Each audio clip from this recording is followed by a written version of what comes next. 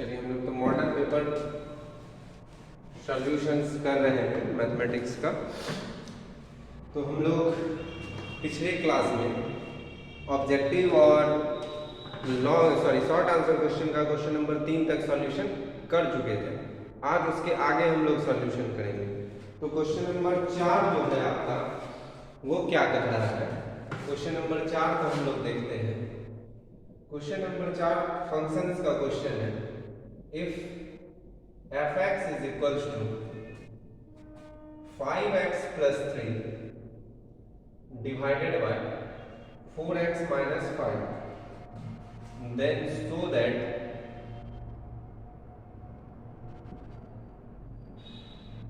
f of fx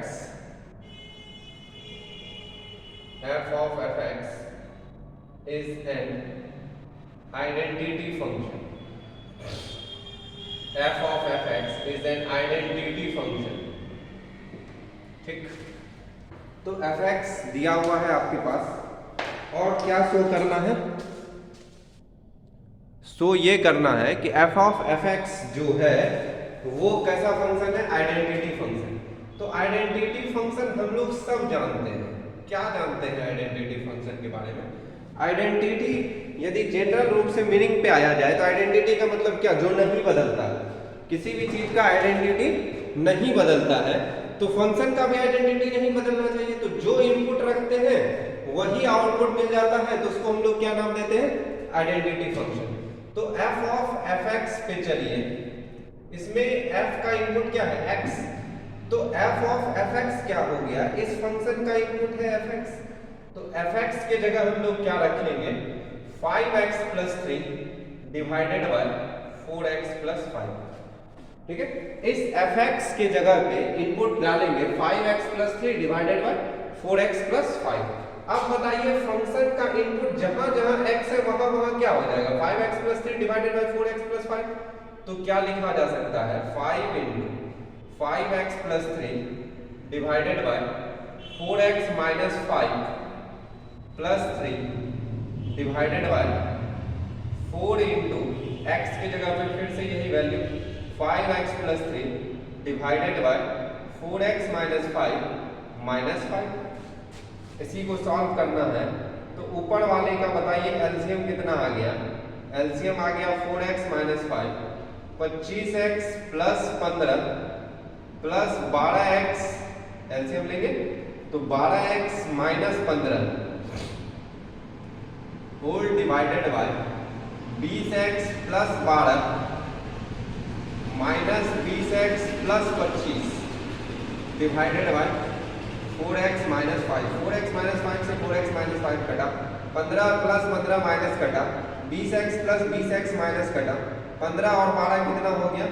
15 और 12 sorry 25 और 12, 25 और 12 37x डिवाइडेड बाय 37। तो 37 कटा, क्या बचा? x। जो इनपुट था वही आउटपुट है, तो इसको हम लोग कैसा फंक्शन कहेंगे? Identity function.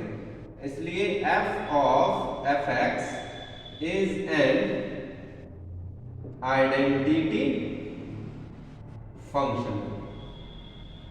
f of fx is an identity function. यही आपको प्रूव करना है कि f of fx कैसा फंक्शन है? Identity function. तो सिंपल सा बात है, आइडेंटिटी फंक्शन सिंपल सा बात है कि आप इनपुट x रख रहे हैं तो आउटपुट x शो कर दीजिए। तो f of fx है, fx के जगह पे fx का वैल्यू रखिए 5x plus 3 divided by 4x minus 5। तो इसको सॉल्व करते करते क्या आ गया? x। इसलिए f of fx is an identity function. चलिए क्वेश्चन नंबर 5 पे आते हैं। क्वेश्चन नंबर 5 क्या है? क्वेश्चन नंबर 5 क्या है? Prove that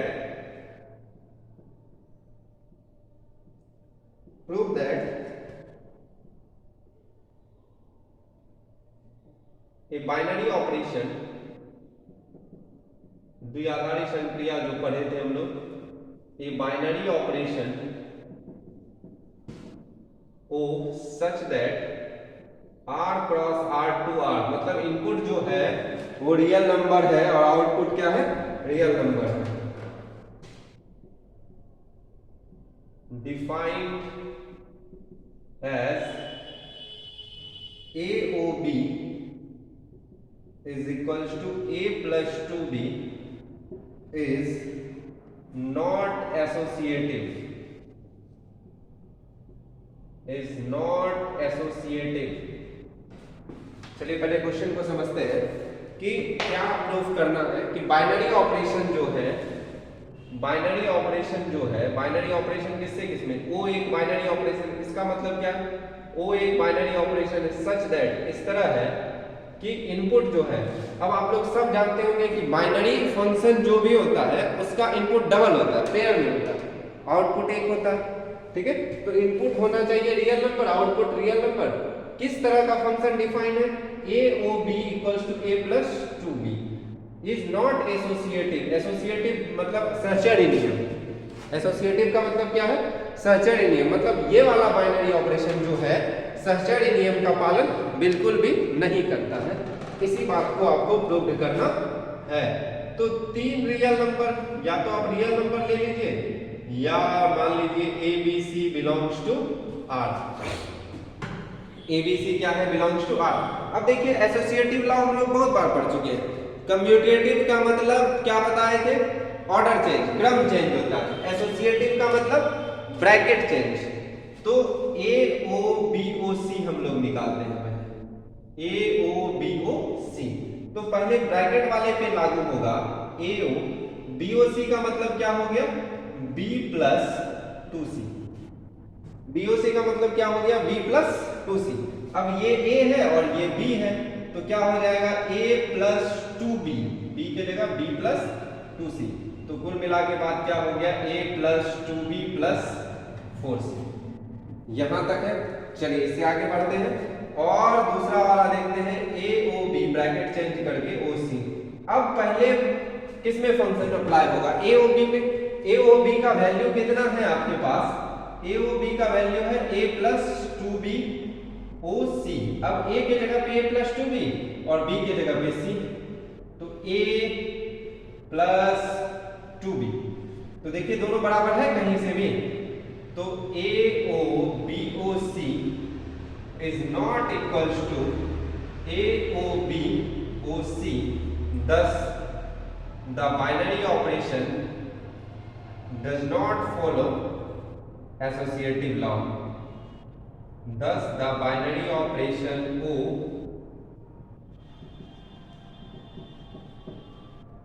is not associative।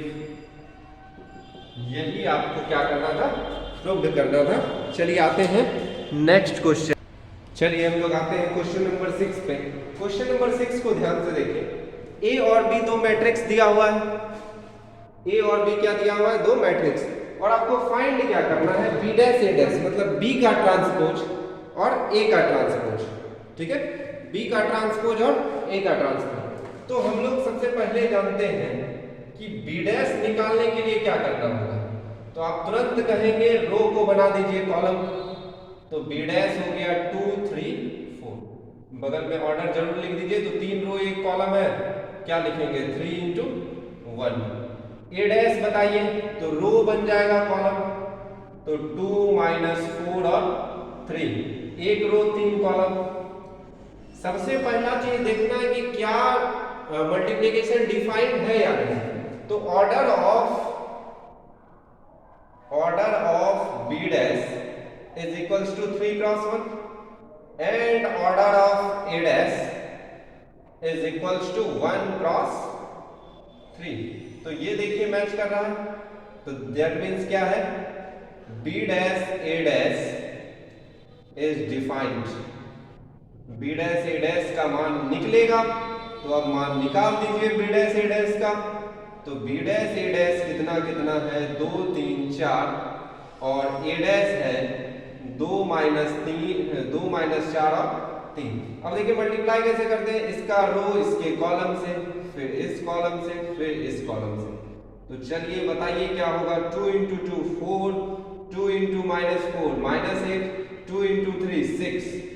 Second row में आइए, 3 × 2 6, 3 × -4 -12, और 3 × 3 कितना 9।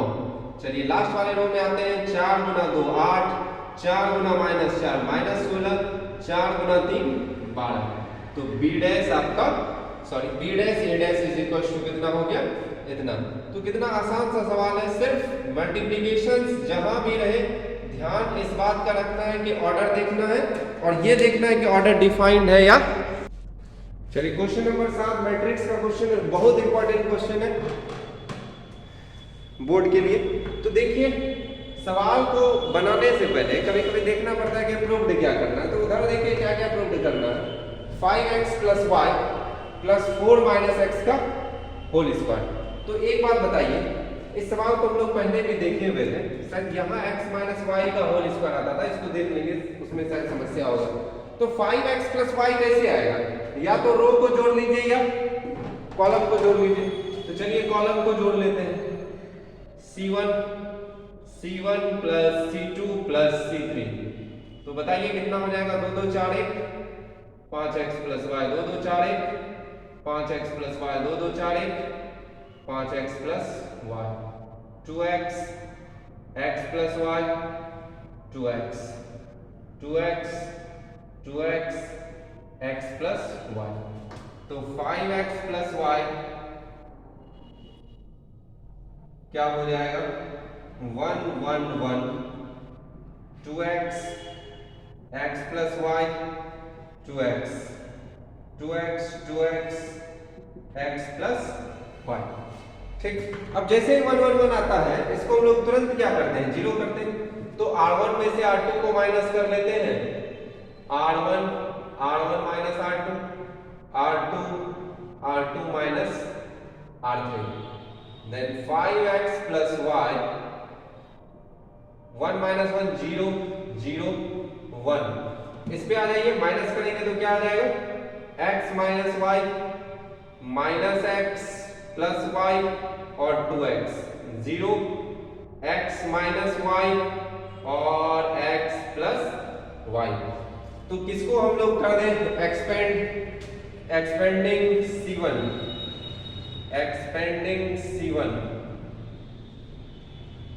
तो क्या हो जाएगा बच्चे, 5x + y × 1, डायरेक्ट लिख देते हैं, 1 करेंगे, देखिए 0 वाला 0 खत्म, 0 खत्म, इसको पकड़ेंगे तो रो खत्म कॉलम खत्म, कितना हो जाएगा, x - y का होल स्क्वायर -0, इतना ही होगा। तो 5x + y × x - y का होल स्क्वायर। पहले बोले थे कि ये जो है x - y का होल स्क्वायर होगा, ये हमको याद था, क्वेश्चन में ऐसा था इसलिए ऐसा देख लिए। ठीक, चलिए अगले क्वेश्चन। तो क्वेश्चन नंबर 8 क्या कर रहा है, देखिए सबसे पहला वीडियो हम जो रिलेशन फंक्शन का बनाए थे YouTube पे, जो सबसे पहला वीडियो था उसमें ये एग्जांपल्स दिया हुआ था, सबसे फर्स्ट वीडियोस जो हुआ। क्वेश्चन क्या कर रहा है, एक फंक्शन है, किस तरह डिफाइन हो रहा है, fx = mod x, इनपुट क्या है रियल नंबर, आउटपुट क्या है रियल नंबर। क्या कर रहा है कि चेक कीजिए कि फंक्शन 1 1 है या मेनी 1 है। आराम से चेक कर सकते हैं रियल नंबर के लिए, 1 1 और मेनी 1 चेक करना क्या डिफिकल्ट काम है। एक रियल नंबर उठाइए, -1, (1) बिलोंग्स टू R, -1 रखिए, तो -1 का भी मॉड कितना, 1, और 1 भी रखिएगा तो 1 का भी मॉड कितना, 1। तो f - 1 is equals to f1 is equals to 1, but -1 is not equals to 1। ठीक है, आउटपुट बराबर है बट इनपुट अलग अलग है। thus the function is many one function। many one को हम लोग किसको कहते हैं, एक से ज्यादा इनपुट एक आउटपुट हो तो मेनी फंक्शन। -2 रखोगे तो -2 का मॉड 2, 2 रखोगे तो 2 का मॉड 2। ठीक है, इसको हम लोग और यदि बढ़िया से कहो कि fx1 = fx2 होता है ना, ये चीज हम लोग पढ़ चुके हैं। fx1 = fx2 कब, जब x1 = x2। ठीक है, तो 1 1 x1 is not equals to x2 मतलब मेनी 1। और सीधा सीधा बात याद रखिए कि मेनी 1 का मतलब क्या हो गया, एक से ज्यादा इनपुट एक आउटपुट। तो डबल इनपुट हम लोग रख रहे हैं, -1 भी रख रहे हैं तो भी 1 आ रहा है, 1 भी रख रहे हैं तो भी 1 आ रहा है, तो इसका मतलब मिनी 1 फंक्शन है। अगले क्वेश्चन को चलिए आते हैं क्वेश्चन नंबर 9 पे। तो क्वेश्चन नंबर 9 में देखिए क्या करना है, इंटीग्रेट करना है cos x × cos 5x dx। दो दो फंक्शन है। तो सबसे पहले तो इसमें फॉर्मूला लगा दीजिए आप। कौन सा formula? 2 cos A into cos B। इस तरह का जब भी पेयर में सवाल हो तो आपके पास तो फॉर्मूला है। 2 cos A into cos B का फॉर्मूला क्या होता है? cos A plus B plus cos A minus B। तो इसमें क्या कमी है? 2 का कमी है तो 2 दे दीजिए। Half 2 cos 5x into cos x into dx। तो 2 cos A into cos B, cos A plus B plus cos A minus B। तो चलिए इंटीग्रेट कर देते हैं। Half integration of cos 6x dx plus integration of cos 4x dx। Integration of cos 6x क्या हो जाएगा? sin 6x upon 6 plus integration of cos 4x sin 4x upon 4 plus indefinite integral है तो इसके आगे क्या लगाएंगे? c लगाएंगे। ठीक है, चलिए अगले को। तो आपका क्वेश्चन नंबर 10 जो है फिर से इंटीग्रेशन ही है। e to the power 1 by x minus 1 by x sorry divided by x square. तो सब्स्टिट्यूशंस का सवाल है, देख के लग रहा होगा कि 1 बाय x का डिफरेंशिएशन कितना होता है? Minus 1 by x square. यहाँ तो माइनस 1 बाय x ऑलरेडी दिया, तो मान लीजिए let minus 1 by x is equals to t। तो माइनस 1 बाय x है तो 1 by x square dx is equals to dt e to the power t into dt। इसका इंटीग्रेशन क्या हो गया? e to the power t plus c। Value of t कितना? e to the power minus 1 by x plus c। चलिए question number 11 पे आते हैं। Question number 11 पे आते हैं, बड़ा आसान सा क्वेश्चन है।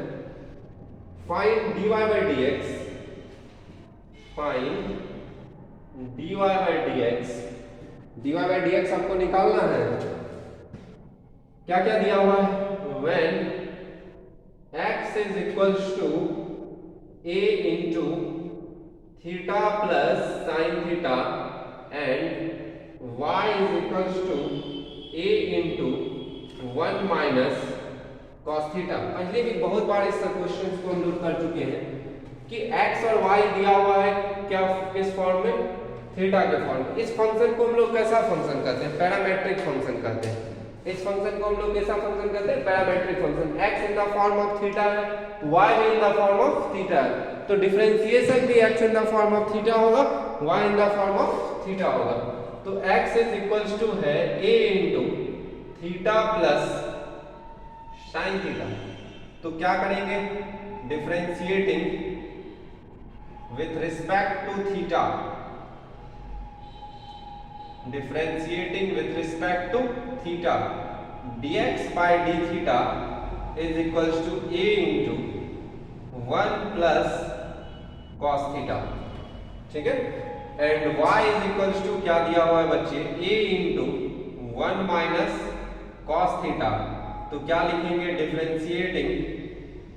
इतना आसान सा क्वेश्चन पूछता है, differentiating with respect to theta.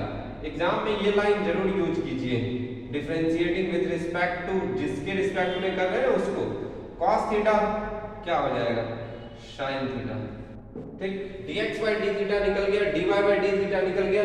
आपको चाहिए क्या बच्चे? dy by dx। Then dy by dx is equals to क्या लिख सकते हो? तो लिखेंगे dy by d theta divided by dx by d theta. dy by d theta है a sin थीटा, हाँ ठीक है, dx by d थीटा है a into 1 plus cos theta. या तो इस फॉर्म में छोड़ दीजिए, या मन में होगा कि इसको और अच्छे से थोड़ा लिखा जाए तो sin थीटा को हम लोग क्या लिख सकते हैं? 2 sin theta by 2 into cos theta by 2 divided by 1 plus cos theta हो जाएगा 2 cos square theta by 2। Then answer क्या हो जाएगा? tan theta by 2। ऐसा क्वेश्चन हम लोग पहले भी कर चुके थे, बड़ा आसान सा क्वेश्चन था डिफरेंशिएशन का। चलिए बढ़ते हैं अगले क्वेश्चन की। क्वेश्चन नंबर 12 बड़ा ही बढ़िया सा क्वेश्चन है कि एक फंक्शन दिया हुआ है f(x) is equals to mod x। Interval क्या दिया हुआ है? -2 से 2। और आपको डिफाइन क्या करना है कि फंक्शन जो है वो रॉल्स थ्योरम को सेटिस्फाई कर रहा है या नहीं कर रहा है। तो रॉल्स थ्योरम सब पढ़े हैं हम लोग। रॉल्स थ्योरम में क्या क्या कंडीशंस होता है, रॉल्स थ्योरम कोई फंक्शन सेटिस्फाई करता है तो तीन चीज सेटिस्फाई करना पड़ता है। पहला, फंक्शन कंटिन्यूअस होना चाहिए, दूसरा फंक्शन डिफरेंशिएबल होना चाहिए, तीसरा जो इंटरवल दिया गया है a और b fa equals to fb होना चाहिए। रॉल्स थ्योरम का कंडीशंस क्या क्या है, पहला फंक्शन जो होना चाहिए वो कंटिन्यूअस होना चाहिए, लगातार होना चाहिए, सातत्य होना चाहिए। दूसरा, फंक्शन डिफरेंशिएबल होना चाहिए, अवकलनीय होना चाहिए, डिफरेंशिएबल होना चाहिए मतलब उसका डिफरेंशिएशन हो रहा है। और तीसरा कंडीशन क्या होना चाहिए, fa इक्वल्स टू fb मतलब इसके हिसाब से f-2 इज इक्वल्स टू होना चाहिए f2। Then we can say that कि फंक्शन रॉल्स थ्योरम सेटिस्फाई कर रहा है। तो फंक्शन रॉल्स थ्योरम सेटिस्फाई कर रहा है, इस पे आते हैं। Function fx equals to mod x, सबको पता है कि mod x कंटिन्यूअस है, बट ये भी पता है कि mod x का जब हम लोग ग्राफ ड्रॉ करते हैं तो इसमें चोंच निकल जाता है। mod x का ग्राफ ड्रॉ करते हैं तो इसमें क्या निकल जाता है, चोंच निकल जाता है। तो और जिस ग्राफ में चोंच निकल गया वो डिफरेंशिएबल नहीं होता है, ठीक है। जिस ग्राफ में चोंच निकल गया वो डिफरेंशिएबल नहीं होता है। तो इसका डिफरेंशिएबिलिटी टेस्ट कर दीजिए, fx equals to mod x differentiability at point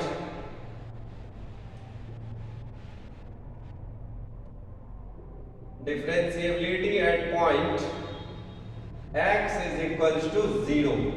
तो यहां देखिए लेफ्ट हैंडेड डेरिवेटिव्स और राइट हैंडेड डेरिवेटिव्स हम लोग चेक करते हैं।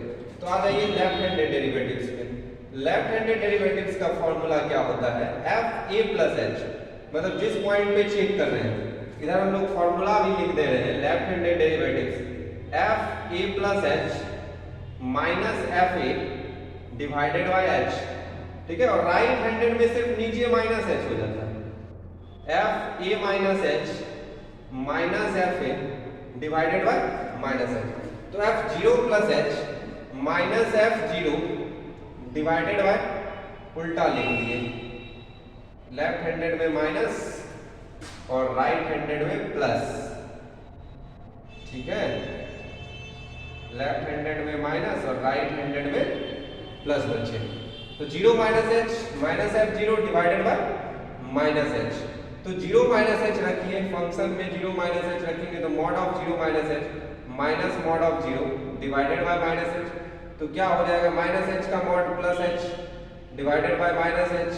आंसर क्या मिला आपको, माइनस 1। और राइट हैंडेड डेरिवेटिव जल्दी का निकालेंगे हम लोग। इसी सवाल का राइट हैंडेड डेरिवेटिव्स यदि हम लोग निकालते हैं, राइट हैंडेड डेरिवेटिव्स निकालते हैं, then f0 plus h minus f0 divided by h mod of 0 plus h minus mod of 0 divided by h divided by h is equals to कितना आता है 1। Left handed derivatives is not equals to right handed derivatives, thus the function is not differentiable at x equals to 0, then we can say that this function does not satisfy the conditions of Rolle's theorem, ठीक है। thus the function is not differentiable, thus the function is not differentiable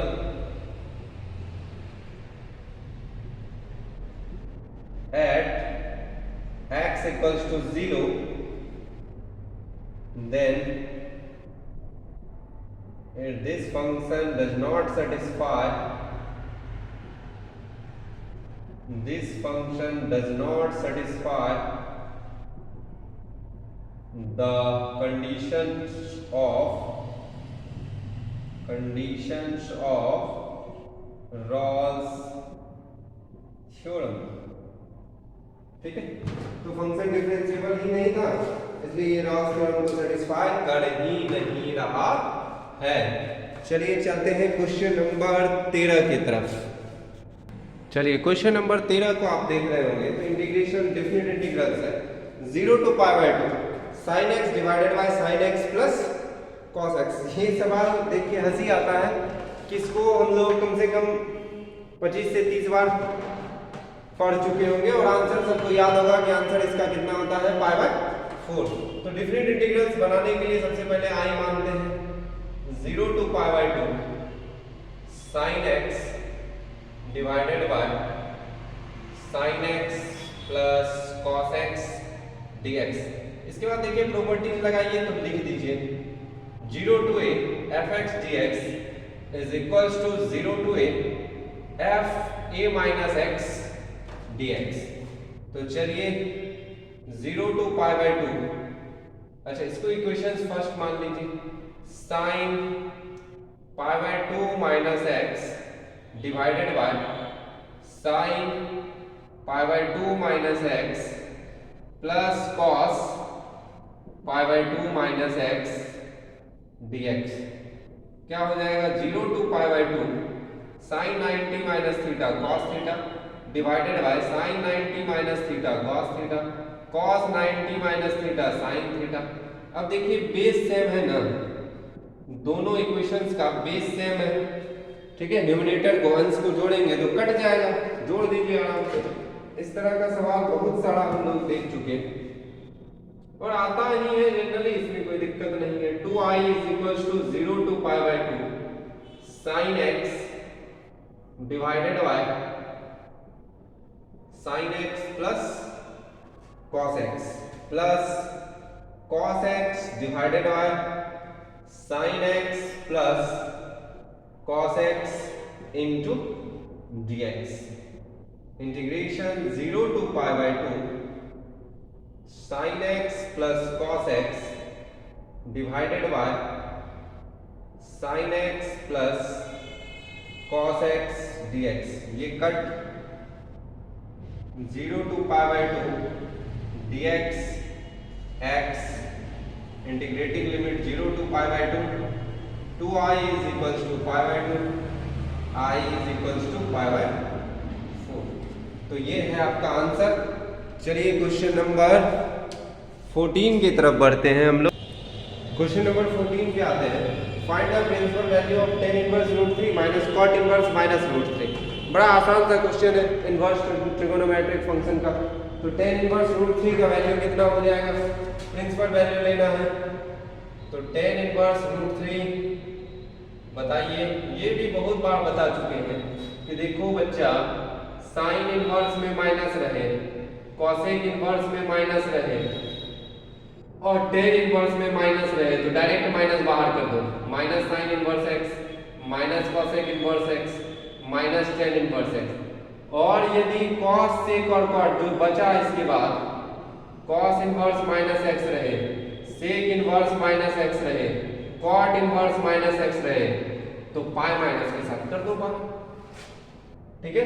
तो tan inverse √3 minus cot inverse minus √3, तो tan inverse √3 minus pi minus हो जाएगा cot inverse √3।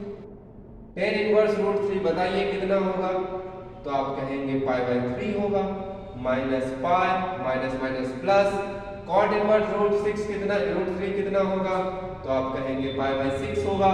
तो π/3 LCM ले लें, 6 LCM आ जाएगा 2 pi minus pi plus pi 3 pi minus pi 2 pi divided by 6। Answer आपको कितना मिलेगा, 2 1 3 में गया 2। देखना भैया कैलकुलेशन थोड़ा मोड़ा मिस्टेक हो तो अपने से देख लिया कीजिएगा। तो क्वेश्चन नंबर 14 था ये। नेक्स्ट क्वेश्चन पे देखिए, थोड़ा सा कैलकुलेशन यहाँ मिस्टेक है, कैलकुलेशन मिस्टेक का बात कर रहे थे, हो ही गया 6 2 पाई माइनस 6 पाई हो जाएगा ना, 3 pi minus 6 pi minus 3 pi divided by 6। Answer कितना मिलेगा, माइनस π/2। चलिए क्वेश्चन नंबर 15 पे आते हैं हम लोग। आसान सा क्वेश्चन है 15, इसको देख लेते हैं। तो क्वेश्चन नंबर 15 क्या है आपका, if y is equals to sin x plus cos x, find d square y divided by dx। मतलब सेकेंड ऑर्डर डेरिवेटिव चाहिए आपको, d2y बटे dx2 डी स्क्वायर वाई बटे dx स्क्वायर। तो पहले फर्स्ट ऑर्डर डेरिवेटिव्स कर लेते हैं। y is equals to sine x plus cos x differentiating with respect to x dy by dx is equals to कितना हो जाएगा cos x minus sin x। sin x का derivative cos x का derivative minus sin x। Again differentiating with respect to x, again differentiating with respect to x, then d2y बटे dx2 cos x का minus sin x का cos x। इसी को हम लोग minus common ले लें तो minus sin x plus cos x answer लिखिए या माइनस y लिखिए। कभी कभी ये प्रूव करने में आता है कि d स्क्वायर y बटे dx square plus y is equals to 0।